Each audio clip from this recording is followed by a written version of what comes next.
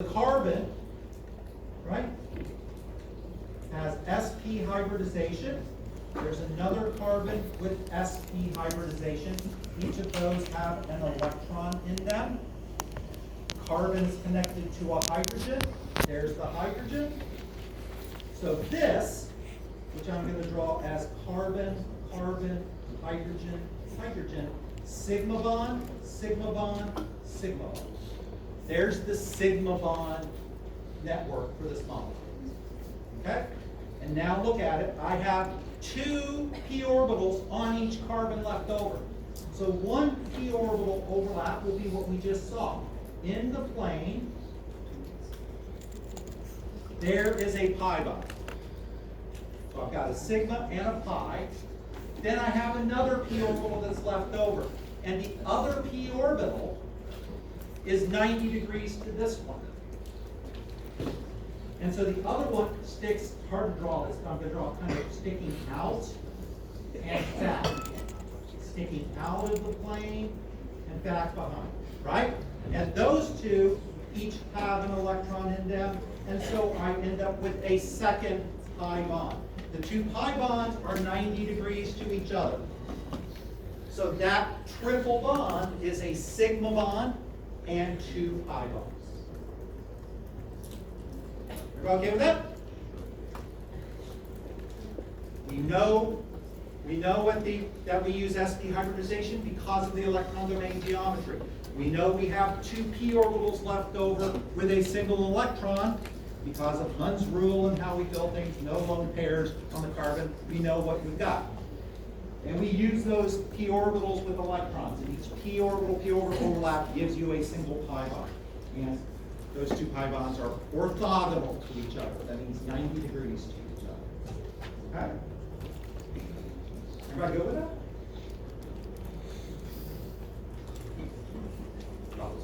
No.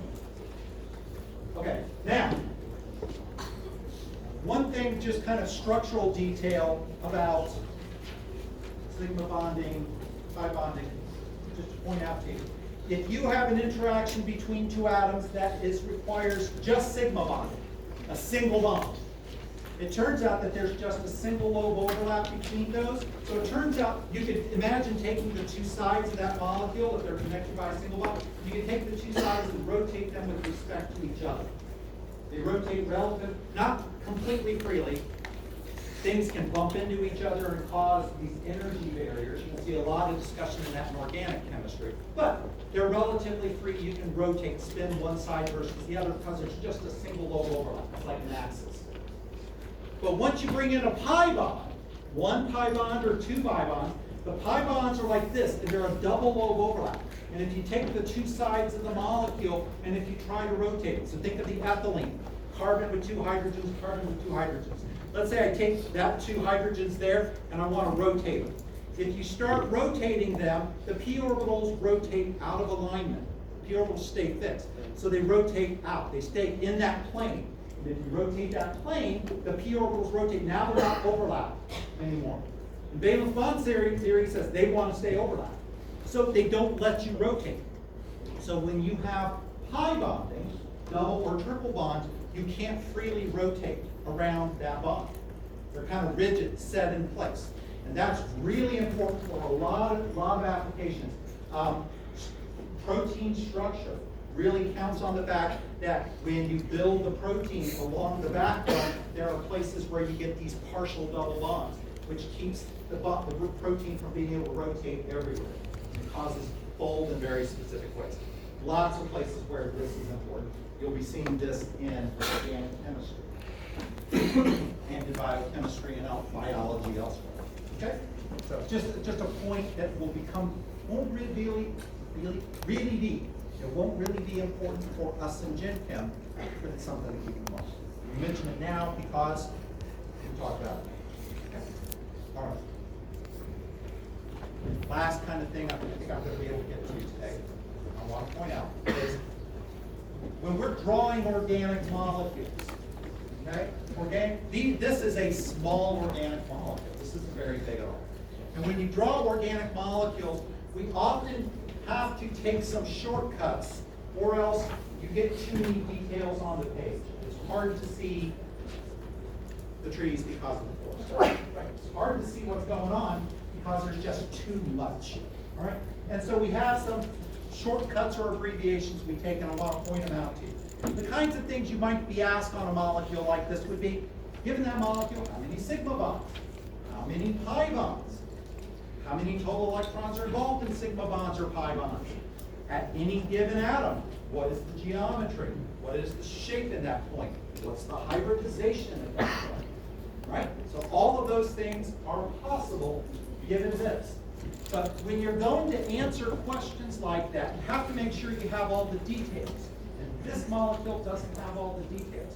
Because when you look at this, you see this, sometimes we'll write structures like this. CH3, or you'll see a molecule that will have a CH2 there. And what this means is that in reality, there's 3 hydrogens, and each hydrogen is connected by a single bond. And when you're asked to work with a molecule like this and ask for structural details, expand it. Add that extra information in so you have everything you need. So now we can go through. Let's count sigma and pi bonds. So when you count the number of sigma bonds, right? Every single bond is a sigma, and every double and triple has 1 sigma in it. So 1, 2, 3, 4, 5, 6, 7, 8, 9, 10. If it's anything that's beyond about this size, count it at least twice. Because you're going to forget, you're going to miss something. Double, make sure until you get the right, a consistent answer. And pi, a double bond has 1 pi, and a triple bond has 2. So 1 plus 2, 3 pi bonds. Any questions? What is the hybridization of this carbon? It's right here. It's sp2 hybridization. How do I get there? It has 1, 2, 3 domains, no lone pairs. 3 domains means it's sp2 hybridization. This carbon has 2 domains, and so is sp hybridization. We don't have hybridization of hydrogen. It's just this. All right? Let's make it a little more complex. Now, oh, this is still way simpler. They get a lot uglier than this. All right? Now, listen up. Now, when you have a structure like this, you'll notice that we start losing some details. This is called they're called like line diagrams or a line angle diagram. Okay? You have different names, but the point being is we started dropping out some atomic details and bond details because it just makes it easier to draw the structure. And the bigger it gets, we start dropping hydrogens out because they just cause kind of a fuzziness to the structure, and it can be really hard to see the details that we care about if we draw all the hydrogens. So there are some simplifications that get made. You'll notice that we have these geometric forms that have no atoms in them. When you have, we only see this with organic molecules. The idea is every vertex is a carbon. So if you have a vertex, it's a carbon. So carbon, carbon, carbon, carbon, there's a carbon, there's a carbon, there's a vertex, that's a carbon, that's a carbon. If it's not carbon, we'll indicate it with the atom. We call these heteroatoms: oxygen, nitrogen, sulfur, phosphorus, fluorine. We'll put it in. So if it doesn't indicate, then assume it's carbon. So nitrogen, carbon, carbon, carbon, carbon, carbon. We've taken care of all of our groups. You're okay with that? So now I have carbons. Now, we assume with these structures that we can ultimately have a valid Lewis structure. So that means that we've got carbons in here, all oxygen, nitrogen. Everybody in here will have an octet.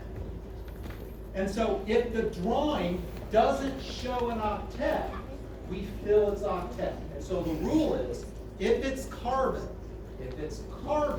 and it doesn't have an octet, we fill the octet using single bonded hydrogens. So here, this carbon has a double and a single. So 2, 4, 6 electrons needs 2 more. That means it has a single hydrogen with a single bond. Now that carbon has 2, 4, 6, 8 electrons. This carbon, 2, 4, 6. So there's a hydrogen there. 2, 4, 6. That has a hydrogen. 2, 4, 6. That has a hydrogen. 2, 4, 6, 8. That carbon has a filled octet. Leave it alone. 2, 4, 6, 8. Leave it alone. 2, 4, 6, 8. Leave it alone. 2, 4, 6, 8. Leave it alone. Come back to nitrogen. We're going to carbon right now. Carbon, 2, 4, 6. So that carbon has a hydrogen on it with a bond. Now it has 8 electrons.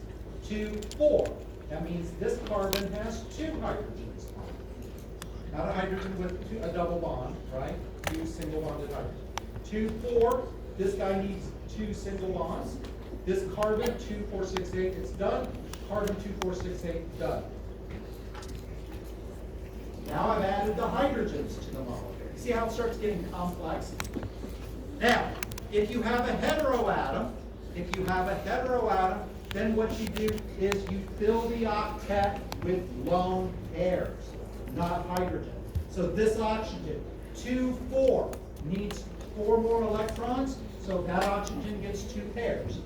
2, 4 needs 4 more, 2 bonds. This nitrogen, 2, 4, 6, needs 1 lone pair. This needs 2 more to make 8. Each of these, this oxygen here needs 2 more to make 8, and this oxygen needs 2 more to make 8. I think I got it. Everybody okay with that? Now, we're ready to start talking about hybridization, number of sigma, number of pi, etc. Obviously, if you didn't do this, you're missing all the hydrogen, carbon single bonds and all, right? So the first step